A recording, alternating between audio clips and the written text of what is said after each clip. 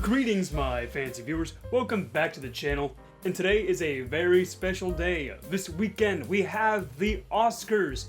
Now, I'm actually kind of a sucker for the Oscars. They're a very big guilty pleasure for me. I've been watching them every year since I was like 8 or 9 years old. I love the Oscars. I just love seeing like films that deserve rewards, get rewards.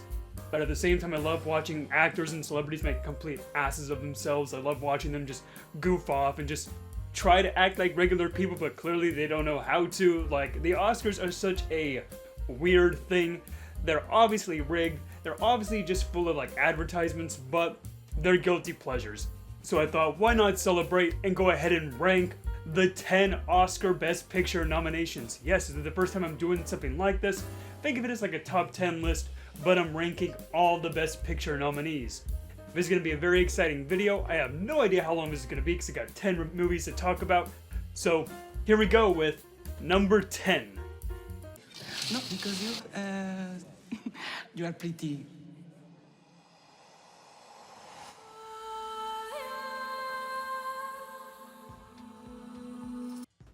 Whew. Here we go. Okay. I personally do not like riding on the hate train. I don't. I like to see movies to actually, enjoy them. I like watching movies. I don't like to hate on movies. I know I made some bad reviews in the past for movies that I hated, but I don't like riding on the hate train. And seeing how this film is just getting destroyed online and everything, I'm like, no, I'm gonna form my own opinion. I'm gonna see if this is actually as bad as everyone says it is. And yeah. This film is pretty bad. I love musicals, but this is genuinely one of the worst musicals I've ever seen. And if it was in my top 10 worst film list of last year, this might have been in the top 5. Like, I genuinely do not like this movie at all. I think it is genuinely horrendous.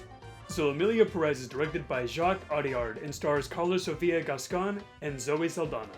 And this film is about a drug cartel leader that decides to transition and become a woman, and decides to live a new life because she no longer wants to be a drug cartel leader. She wants to live the life that she wants to live, so she decides to transition and become the woman she is, Emilia Perez. Now, this film has a pretty heavy subject revolving around trans rights, and first of all, let me say, trans rights are human rights. I don't understand why our country that I'm living in right now is so just hell-bent on just ruining this kind of community's lives. I don't understand it. They're people too. I just genuinely don't understand it. It pisses me off.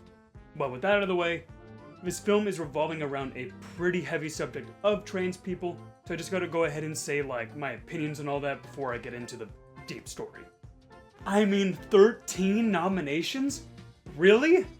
That is as much as Return of the King, one of the greatest films of all time. And you're telling me that this is what gets 13 nominations?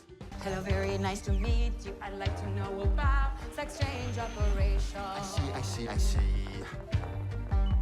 Men to woman, or woman to men. Man to woman. From penis to vagina.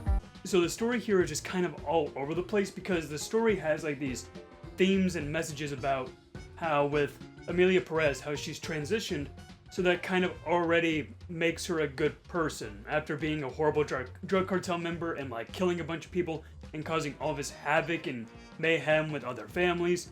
Just because she's now a woman, that doesn't signify that you're a good person. I mean, the story's message is so weird about how if you just transition, you're automatically a good person. I don't think the story handles that subject matter well at all because you have this terrible, awful drug cartel member, and just because they're now a woman, that doesn't signify all their wrongs are now in the right. It doesn't make any sense. The whole story here revolving around Emilia Perez is just weird. It doesn't seem like it was well structured, it wasn't well written, it was just kind of just forced. There wasn't really any growth for the character. And also, that's not the only thing that the film just gets completely wrong, is that the director here has just been getting trashed all over online by the trans community because he gets so many things about trans people completely wrong. Now, I'm not trans, so I don't know what it's like to go through that stuff. But from what I've seen online with everybody in that community, is that they are just trashing this film because it gets all this subject matter completely just wrong. And it's not only that the film gets wrong too, because the director, one, he didn't even shoot the film in Mexico, he shot it in France, and two, he did no research on Mexican community, the place in Mexico. He didn't do any single piece of research on this subject matter. So one, this film seems like a lazy cash grab of just forcing in all these different subject matters and like political themes just for the sake of just having it in the movie. Like there's no real structure to the story. And everything in the film just seems absolutely just forced. And also way, way, way too satirical. Like, the way how all these, like, drug cartel members act and how all these, like, people in Mexico act, there's not one, like, wealthy person that they show. It's all just a bunch of slums, a bunch of terrible areas. Like, it's just, like, an over, like, Hollywood-esque version of what you would see in most Hollywood movies about Mexico. Like, I was just waiting for them to have, like, a yellow filter over every scene, just like they do, like, in Breaking Bad or something. That's how, like, overly Hollywood this whole film feels with its subject matter.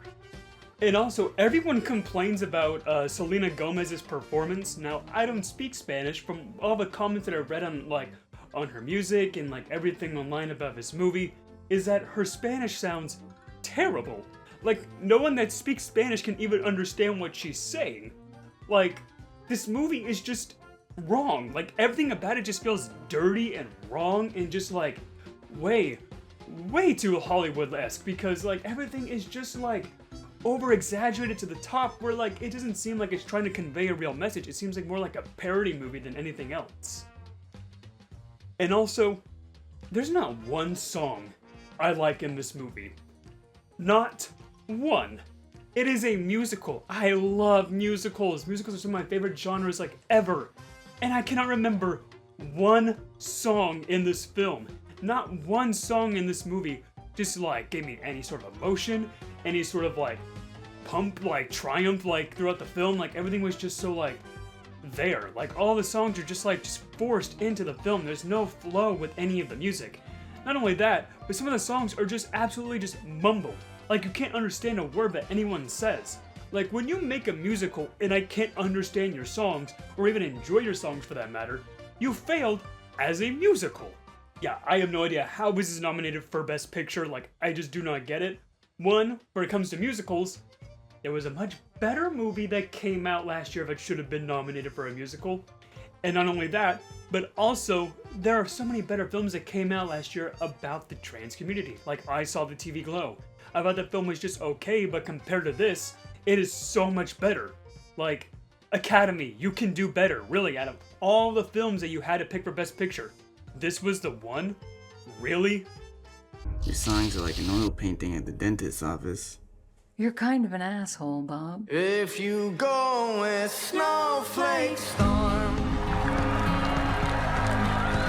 This might be the first biopic where I learned absolutely nothing about the guy that the movie's about. I knew a little bit about Bob Dylan going into the movie, and I kind of had the same amount of information that I knew walking out of the movie. A Complete Unknown is directed by James Mangold and also stars Timothée Chalamet as Bob Dylan. And this is your very run-of-the-mill biopic. It's very safe. You don't really learn too much about the guy that the movie's about. You don't learn much about Bob Dylan. And when it comes to the subject material of Bob Dylan, it never really just goes deep into the character or the person that it's about. It just kind of focuses more about his music than it does the actual person. This film seems more like a jukebox musical movie than an actual biopic about Bob Dylan. Now, I do want to say that the performances are great. Timothée Chalamet just absolutely disappears on the screen. I see Bob Dylan. I don't see Timothée Chalamet. So his performance is phenomenal. He's a great singer. I've actually been listening to the Complete Unknown soundtrack in my car because I'm like, damn, the music's actually really good. Timothy does a really good job doing these covers of these songs. But as a biopic, it kind of fails, because I learned nothing about the dude. It kind of focuses more about his relationships and his music than it is about, like, him as a person, or, like, how, like, the journey that he went through to get to where he's at now. So, everything that the story revolves around Bob Dylan in the movie just kind of seems like a Wikipedia article. Like, you don't really learn too much about the guy. Now, I will say that the movie revolving around all the relationship stuff is really good. Monica Barbeau and Elle Fanning do a phenomenal job. Their performances are some of the highlights of the film. all the performances here are just so good. That's the highlight of the film, the performances and the music. But the story itself is just kind of there, like you don't really learn much about Bob Dylan. Now, there's one thing that I do want to say about the film that was completely missing. Where was the trumpet guy? You disgrace! You are everything that's gone wrong in this world. You're a self-consumed, no talent, mediocre piece of shit. In 1975, I walked Bob Dylan up on stage. Who the fuck are you? Okay, all jokes aside, I think this film is just okay. Like, it's nothing spectacular, but it looks great. You actually get transported to this time period. It doesn't seem like there's a bunch of green screen. They use actual, like, locations and cars that they would use back then in that time. Like, the movie is shot beautifully. It's a beautiful film with great music, great performances, but as a biopic, I've seen much better biopics. In fact, there was a better biopic that came out last year that should have been nominated for Best Picture, but again, I digress. It's an okay movie, but Best Picture nominee? I guess they gotta put in a biopic somewhere. I mean, we get a biopic every single year in the Oscars, but this is better than Bohemian Rhapsody. I can say that much. Are people born wicked? Or do they have wickedness thrust upon them?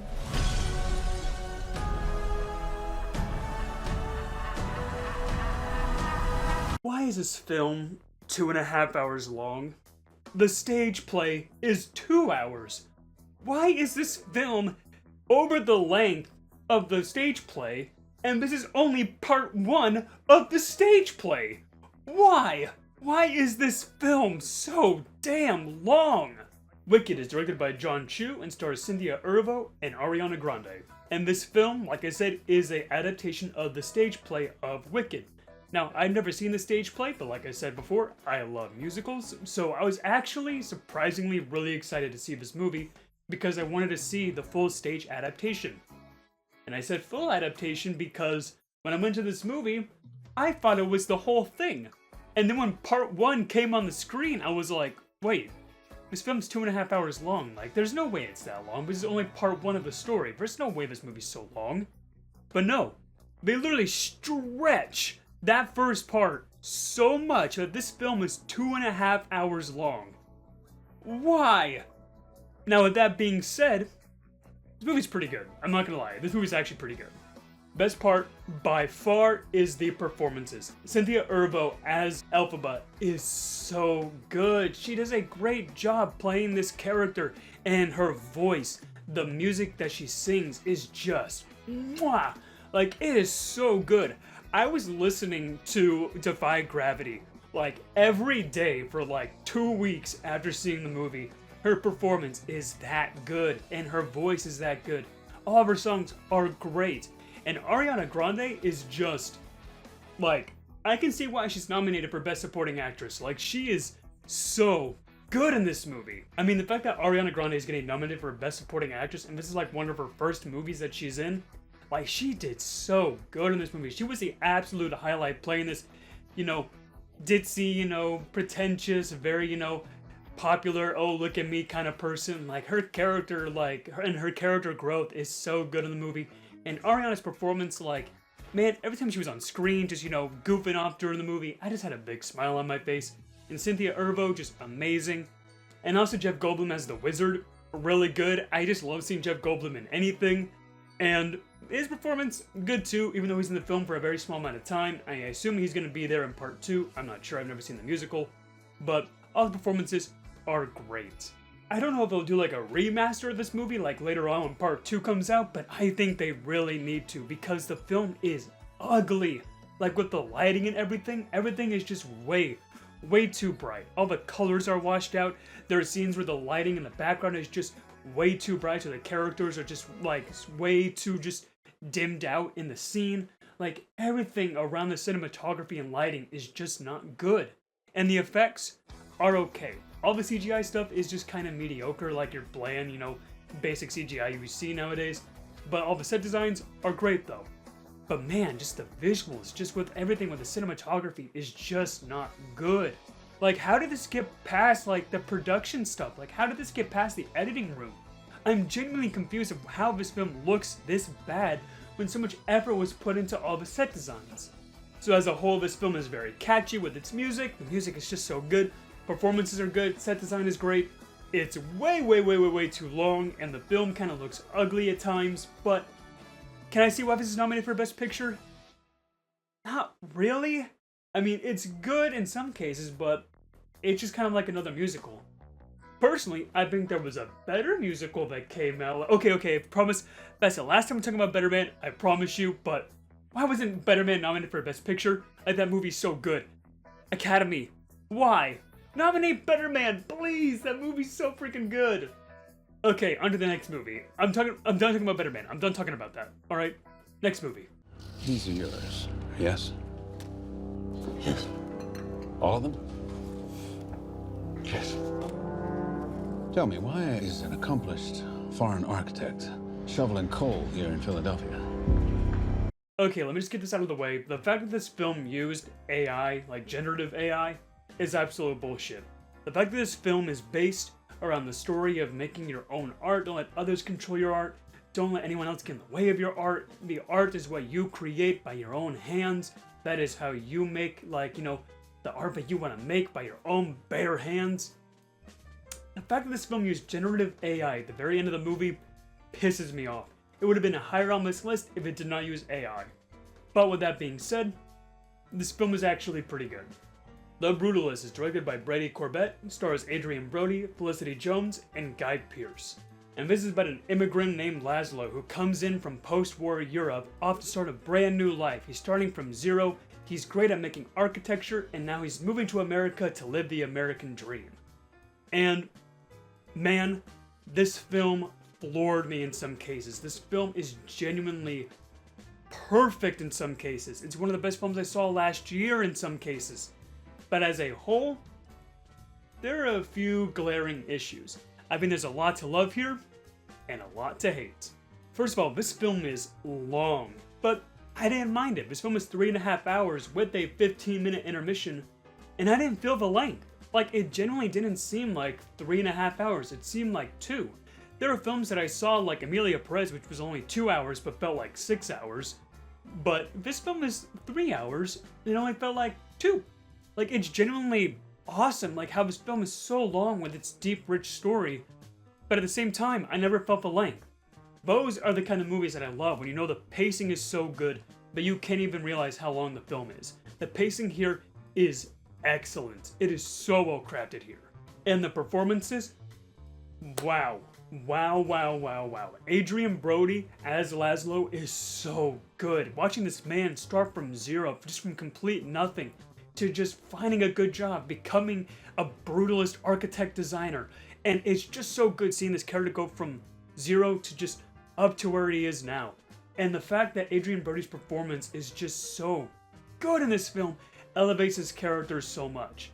I was a bit worried at first because there were rumors coming out that Adrian Brody's performance was done with AI in some cases, but luckily that rumor was debunked. Thank God, because I can see him winning the best performance here because his performance is so damn good. Like, I would not be mad if he won because, man, his performance is so raw. Just watching this man just be at absolute nothing. Just, he's down on his life. He's coming in from Europe. He's starting with nothing. He's got to move in with a family member and just kind of like work his way up. Just watching this man climb up this mountain of life, and this performance by Adrian Brody is just so damn good. This is one of my favorite characters of last year because of how good his performance was. Like, his performance elevates his character beyond what his character should be. Like, his character written is just okay. His performance is similar to like a lot of other like immigrant stories of people starting from nothing and going up. But with Adrian's performance, you care about this guy so much more. It is such a damn good performance.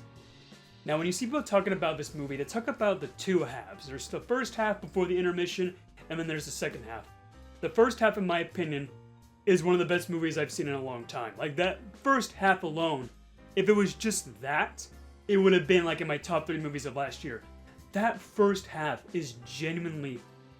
I was in awestruck of how amazing it was. The entire time, I was just like, that's cinema.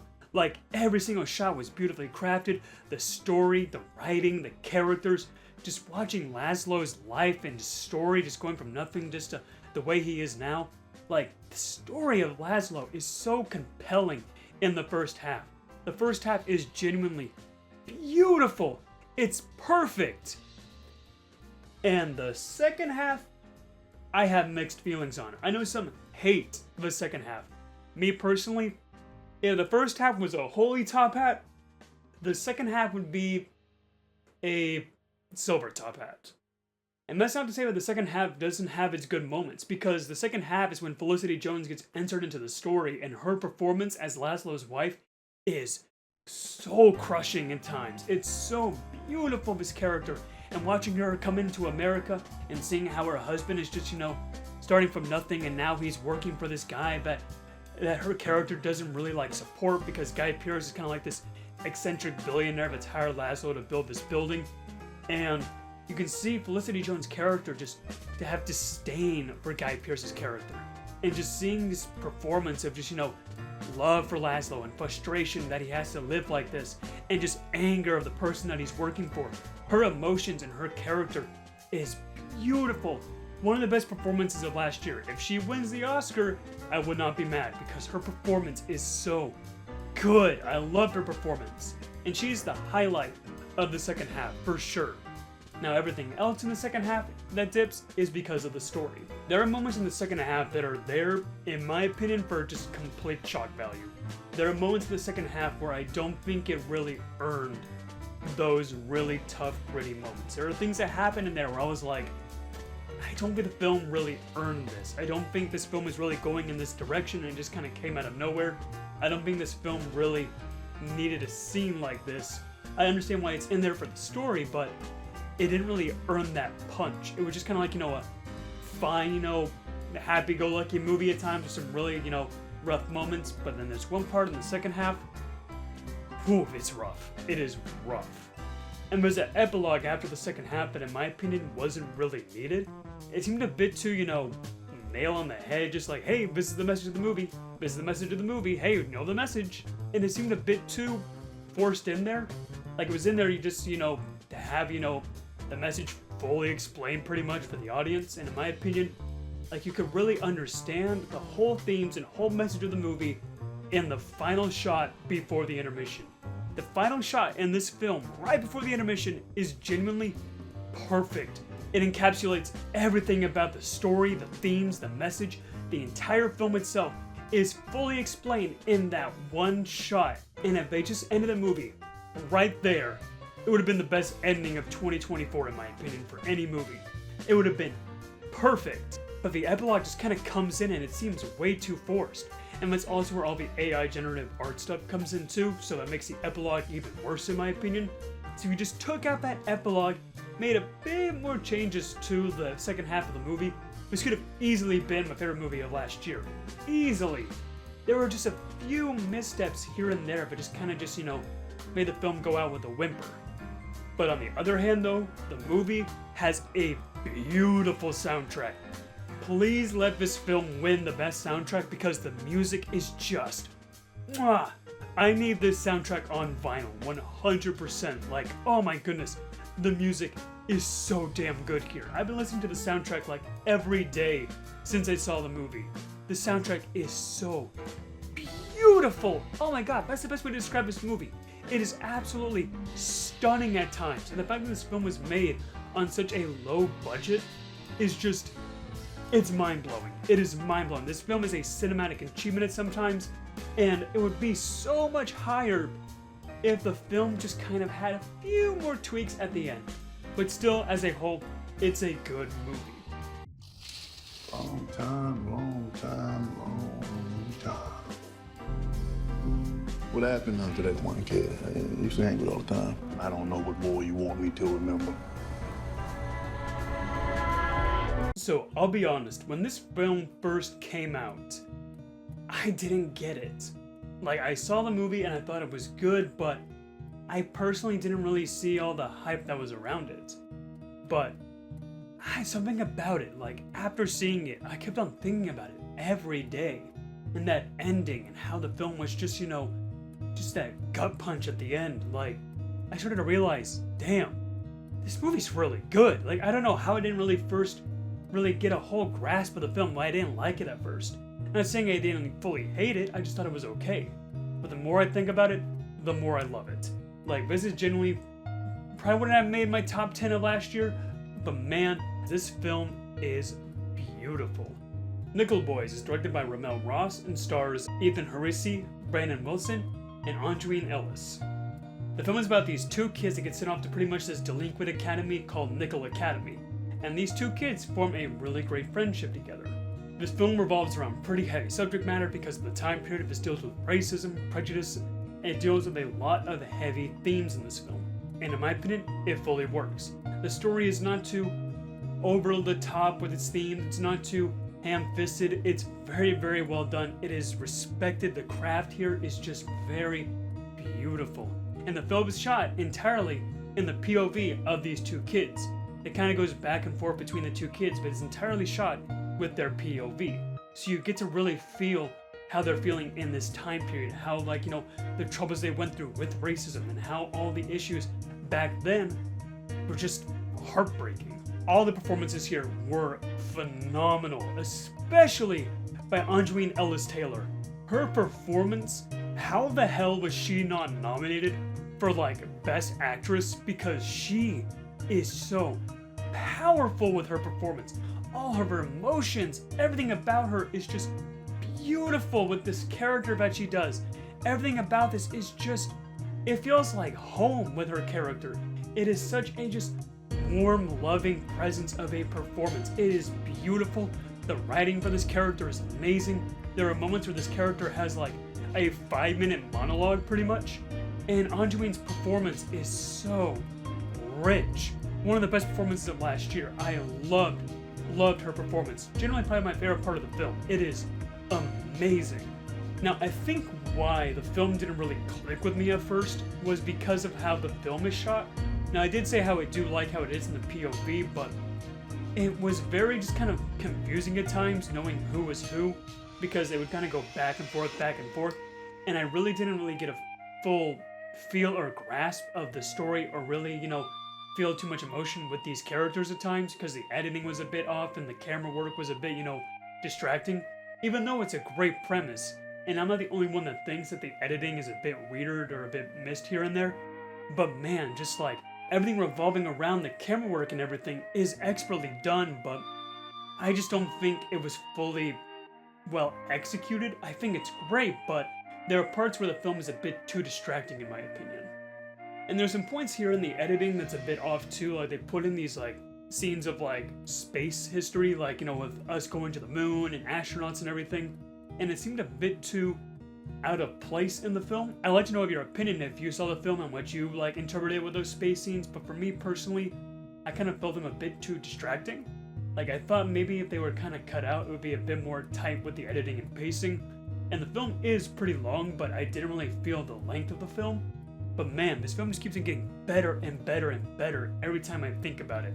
Like, this might even go higher on the list, like, as the year goes on, because if I see this more, I'm gonna love this film more, because I genuinely do not understand why I didn't feel so great about this film at first.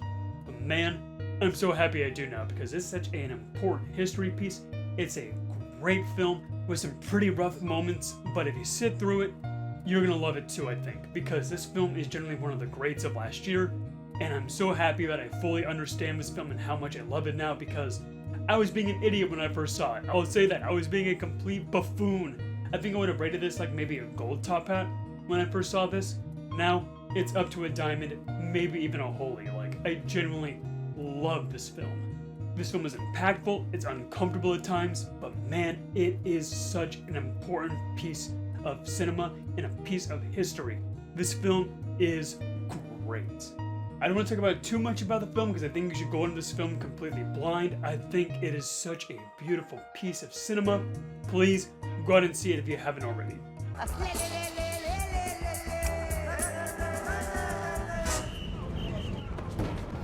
Seus documentos.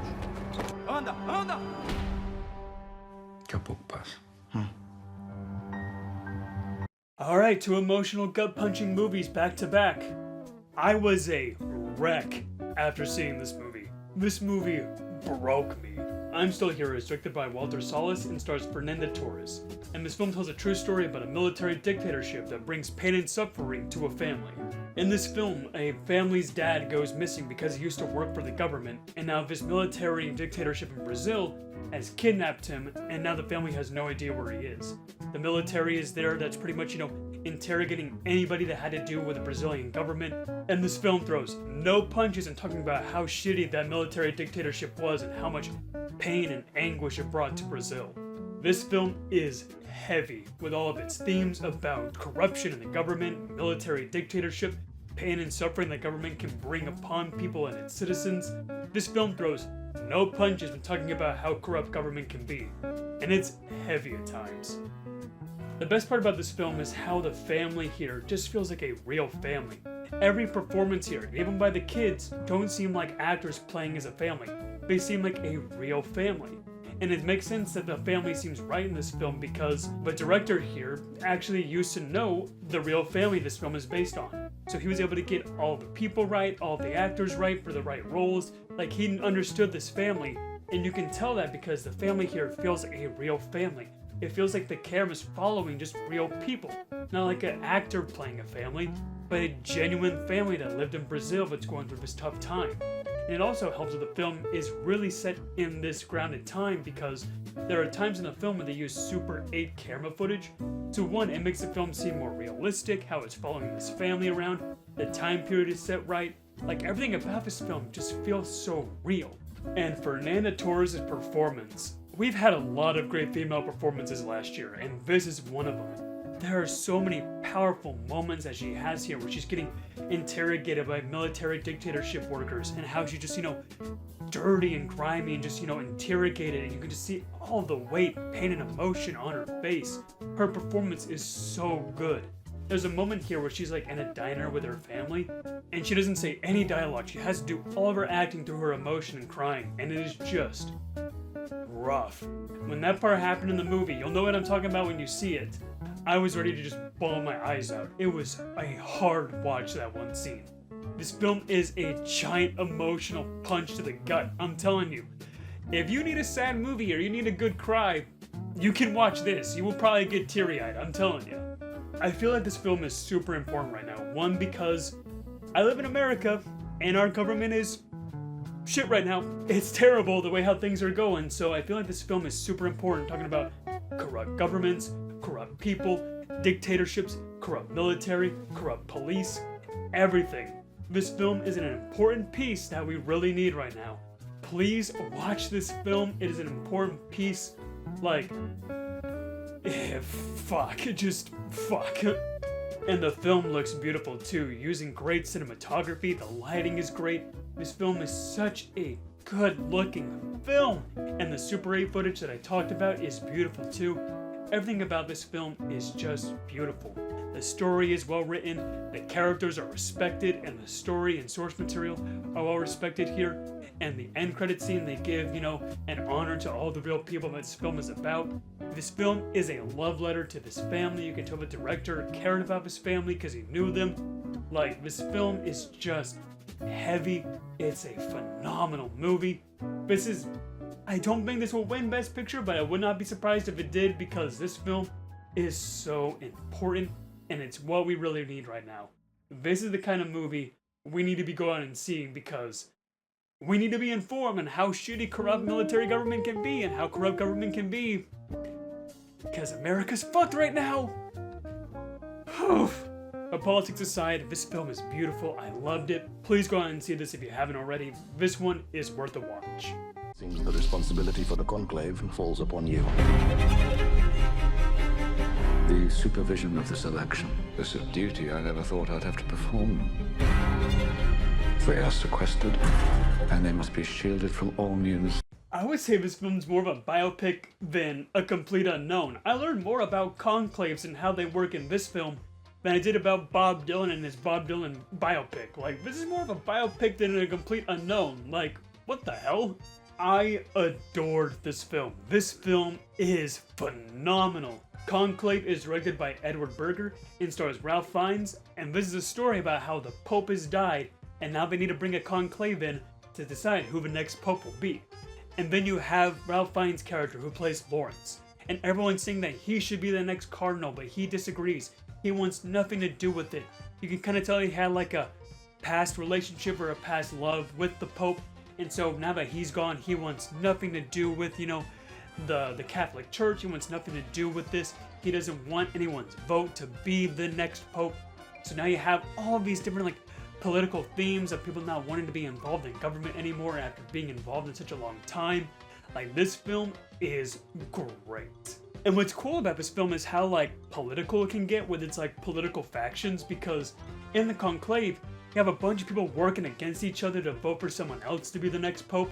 And you have all these like backstabbing political schemes, people going against each other. Two friends that might look like they're friends, but then they go against each other to vote for someone else in the Conclave. It seems like one giant political thriller of just, you know, political scheming and backstabs, and it's engaging the entire time. Not once was I bored during this movie, because this movie is great. And Ralph Fiennes' performance is one of my favorites of the year. If he or Adrian Brody won Best Actor, I would not be mad. I think it might go to Ralph Fiennes. I kind of wish it was him because his performance is so damn good here, and I love him as an actor. He's a phenomenal actor, and here he is great. Gives one of my favorite performances by him, and man, he sells every scene that he's in. Watching him think of all like the stress he's going through with the Conclave, trying to convince other people to vote for someone else, getting angry when somebody says, hey, I'm voting for you. Just the weight and emotion this character goes through is expertly shown on the screen because of this performance. One of the best performances of the year. I loved everything about Ralph Fiennes' performance. And the side performances too, like John Lithgow and Stanley Tucci. They are phenomenal in the film. I'm surprised none of them got like a nomination for Best Supporting Actor, because they are so good in this movie. Just watching them, you know, be buddy-buddy with Lawrence, and then, you know, they kind of do their own thing with either trying to vote for somebody else, or you have Stanley Tucci's character who's really trying to enforce Lawrence to be the next Pope, to be the one that they vote for in the Conclave. Like, all the political factions and political scheming and like everything about this film is so engaging. I personally hate politics, I do, but this makes politics seem kind of like fun, honestly. But then you think about real politics and you realize how shit it is. So this film gives a bit more of a lighthearted take on, you know, these political scheming and factions in the Catholic Church and how corrupt the Catholic Church can be at times. But this film is so damn entertaining. I loved this film. And this is also probably my second favorite soundtrack of the year. The music is so good. Very much an orchestral piece here with a lot of violins and intense violin music. It's all so good. And the cinematography here is expertly done. It is so pretty to look at, just seeing how huge the inside of his cathedral looks and how like everything is shot with like, especially with the colors of reds and whites. It is a beautiful film to look at. There's so many just jaw-dropping scenes in this film where you're just like gazing at the screen at how beautiful it is. And I think my main complaint about the movie is the ending. I think in my opinion it's a bit too happily ever after. I think the film could have done better with a more tight ending, because the ending I could predict a mile away. I could absolutely see where the movie was gonna go, but the ending is a bit too happy. I know it's weird to say, but the ending is a bit too much of a, oh, and they lived happily ever after kind of ending. But not bad at all, but seeing how the film is through with all these twists and turns and all of these heavy moments, the ending seems a bit too lighthearted. But yeah, Conclave, one of my favorites of last year. Loved it. Performances are great. Go out and see this one, because this one is an entertaining ride. If I get married to an American, I wouldn't have to go back to Russia. Okay, so who'd you marry? And do you, Nora, take this handsome gentleman to be your... My Да я был с ним 2 недели назад буквально. Now, this is one of the bravest films of last year. This film revolves around heavy subject matter, and man, it succeeds at it, because Nora is amazing. I loved this movie. Nora is directed by Sean Baker and stars Mikey Madison. And this is a story about Ani, who meets this guy named Yvonne, and it's pretty much a fairy tale love story. They automatically hit it off, they all love each other at first, but then you start to realize that maybe things are not as sunshine and rainbows as they seem. Ani is a erotic dancer for people, and then Yvonne pretty much hires her for like a week to be his girlfriend. But next thing you know, they actually start to kind of hit it off. You know, they end up kind of like loving each other. But then you kind of realize Yvonne's kind of a loser. Like, all he wants to do is just play games all day, and he just wants to lay around, party, get drunk, smoke weed. So his character's pretty much your average loser teenager. And then you figure out that Yvonne is part of like this really rich family, and then this rich family doesn't really care about Ani marrying Yvonne because they don't like how she's a erotic dancer. They don't like the line of work that she's in, so they like judge her. They feel terrible that they're even around her. Like, they just see nothing good about this person. And then you really start to get the real themes of the story about how Yvonne is pretty much using Ani, how he just sees her as just some like sex worker pretty much, and that heavy subject material about how these people just seem like they're being used, how they are in this line of work and how no one really respects them or treats them right. And this one was about Ani just discovering more about herself, finding her true self, and being the person that she wants to be, being her own person, not taking anyone's word against hers, being, you know, the person that she loves to be. She doesn't care what anyone else thinks about her. She is just who she is. She is Ani. She loves the person that she is. She's a hard worker. She doesn't care what anyone else thinks. She's happy the way she is. But then, you know, just deep down, she hates how she's being used, and how like they just treat her line of work as, you know, just nasty and just disgusting. And at the very end of the movie, that ending is so powerful. That ending is so good.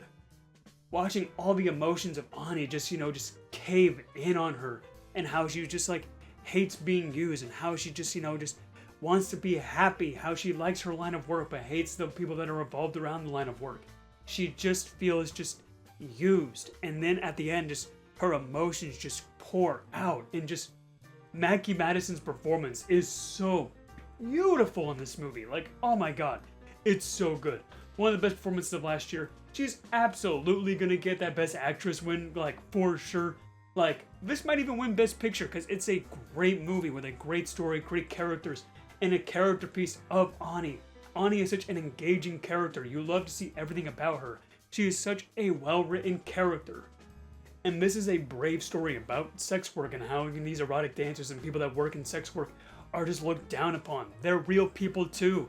And these people that just like see this line of work as just, you know, pathetic and nasty and disgusting. Like, it's work. Like, people just need to do this to make a living sometimes. And just this film having this brave message about how these people are just people too. They shouldn't be looked down upon. They're just trying, maybe down on their luck. They're just trying to find a better job. And they're kind of forced into this line of work for now. Like, some people just maybe like this line of work. This film has a very brave story about just this line of work. And you rarely see movies actually go into this subject matter and treat it in a more light way and a more positive outlook. And the directing by Sean Baker here is so good too. The film looks great, the music is really good, the directing and casting and acting are really good. Everything is great. And the side performances too, especially by Yura Borazov, who plays Igor. He plays a bodyguard for this rich family, and he's a great character. He really does form like a really good friendship with Ani. And at first, you know, just like clashing heads because, you know, he's a bodyguard, you know, for this family. But then he starts to see her as a person. He's like the only one that sees Ani as like an actual human being. And just, you just love this character. Igor is one of the best characters of last year. I loved his character. And surprisingly too, this film is hilarious. Like, even though it has a lot of heavy subject matter, the film here is absolutely hilarious. There is one scene in the middle where it's like a 10-minute comedic scene of like slapstick, and it is amazing. I was laughing my ass off in the theater, and everyone around me was laughing too. This film is funny, it's well written, the story is impactful and brave, the performances are great. Mikey Madison has to do a lot of risky things in this movie, and her performance is amazing. She better win Best Actress. I loved her performance. One of the best films of last year. Loved it. Go out and see it. It's great. Have you ever dreamt of a better version of yourself? Younger, more beautiful, more perfect.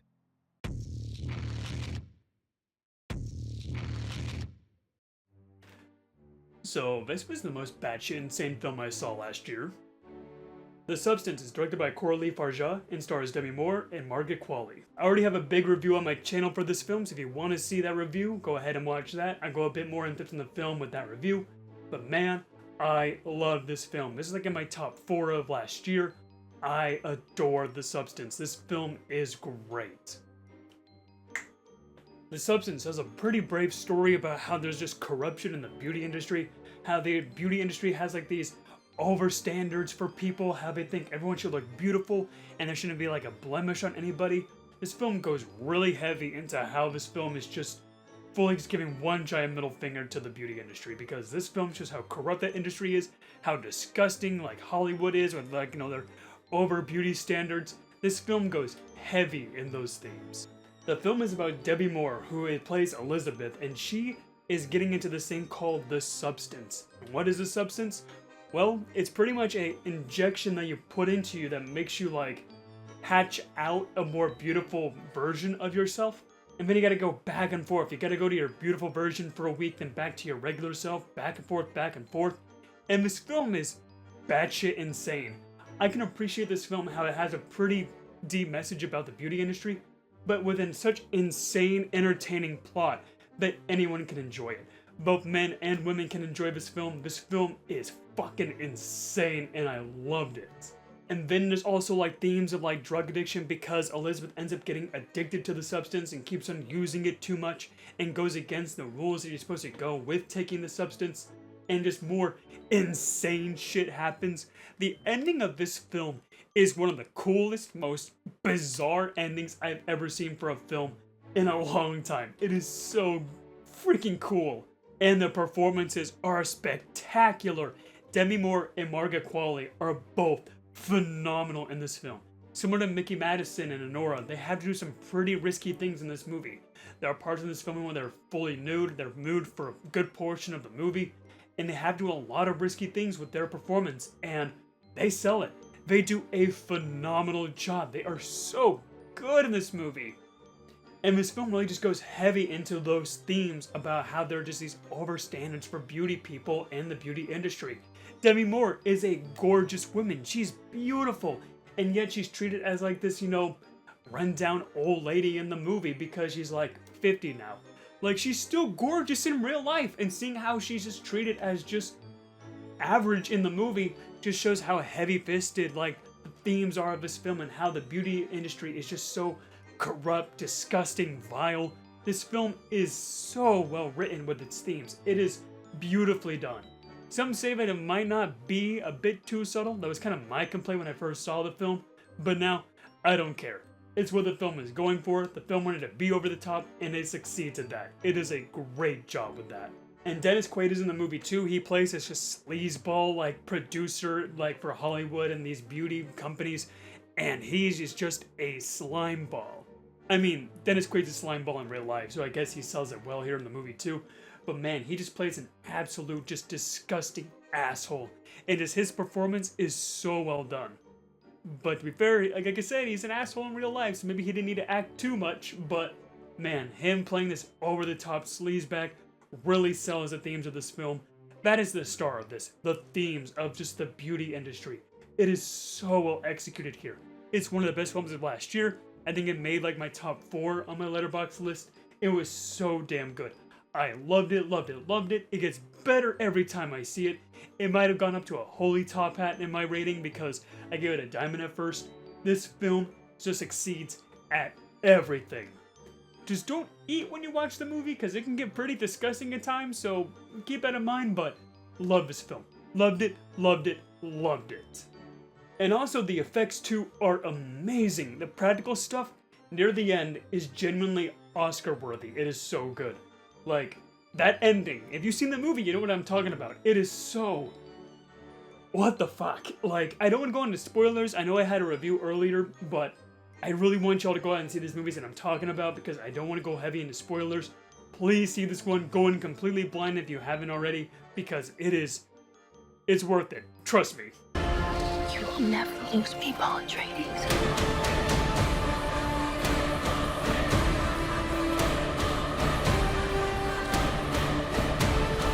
We gave them something to hope for. That's not hope! And finally, here we are.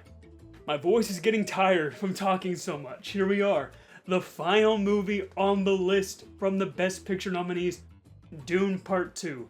Dune Part 2 is my favorite film of last year, behind one other movie that I might talk about in the future, maybe, I don't know. But Dune Part 2 is cinema. Like, it is so good. Directed by Denis Villeneuve, it is the second part of the Dune story, and you can tell that Denis has a love and care for this story, because Dune, I love Dune. It's one of my favorite stories of all time. It is the science fiction operatic masterpiece that it should be getting the recognition it deserves. Finally, it's finally getting recognized by the mainstream audience. I love Dune so much. It is genuinely just a masterpiece of this movie, because this film is based on a book that no one thought could ever be perfectly made, like, into an adaptation. They've tried in the past and have done okay. Rest in peace, David Lynch. Love you. But, man, this film is just a perfect adaptation. There are a few changes here and there, but man, this film, I have never been so happy in a movie theater in a very long time. When I saw this film with my friend Chris, opening night, we had a ball. We had a blast. This is genuinely one of the best films I've ever seen. Dune is like my favorite sci-fi story ever. And these two films, Dune 1 and 2, are just together a masterpiece. One of the best films I've ever seen. I love it. And if Dune Messiah, Dune Part 3 is as good as Part 2, we are gonna have the best sci-fi trilogy ever. Hands down. Love this film. Love this series. Denis Villeneuve should have been nominated for Best Director. How the hell was he not nominated? Shame on you, Academy. Honestly, shame on you. But man, Dune Part 2, I have a full review for it. What else can I say is that I am just gushing over this film. I love it so much. Dune Part 2 is cinema. Love it. And that's it. My ranking of all Best Picture nominees for the Oscar. Thank you all so much for being here. It's your first time here. Thank you so much for watching. Be sure to subscribe if you love the content. It really helps the channel grow. I loved making this video. I love talking about movies and celebrating movies. If you're gonna watch the Oscars, let me know in the comments. I'd love to know what you think about the Oscars as a whole. Loved this year. Last year was such a great year for movies. It was a great year for the channel too. I wanted to celebrate that because we made some pretty good reviews last year, and this year is gonna be even better for us. It's gonna be great. To all my fans, viewers out there, thank you so much for watching. And please, as always, stay fancy.